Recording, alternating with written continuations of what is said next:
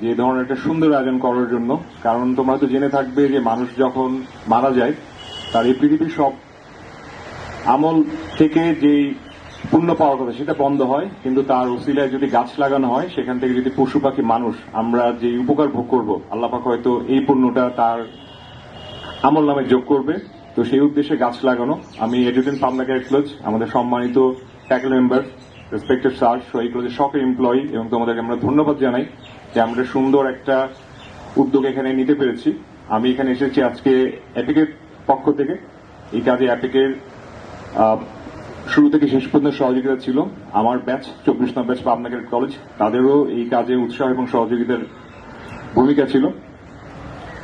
আমি একটা কথা বলে শেষ করতে চাই যে আমি এই মুহূর্তে দাঁড়ায় আছি মূলত লিডারদের সামনে।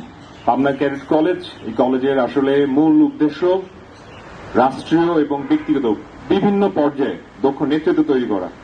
তো আজকে যে জায়গাতে তোমরা দাঁড়ায় আছো, আমার মনে হয় যে জীবন তোমাদেরকে সুযোগ দিবে যে এই নেতৃত্বগুলোর অনুশীলন করার।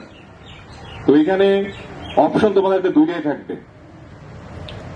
You die as an individual or you live as a team. তো তোমাদের প্রতি আমার এটার অনুরোধ থাকবে যে শহীদ লেফটেন্যান্ট তানজিম যে রেফারেন্স আমাদের সামনে তৈরি করে গেল, পাবনা ক্যাডেটগুলো যেন তাকে মনে রাখে এবং বীরত্বের যে অদ্ভুত এবং অভূতপূর্ব নিদর্শন তা নিয়ে আমাদের সামনে তৈরি করে গেল, আমরা যাতে সেকে সমন্বিত রাখতে পারি। আসসালামু আলাইকুম।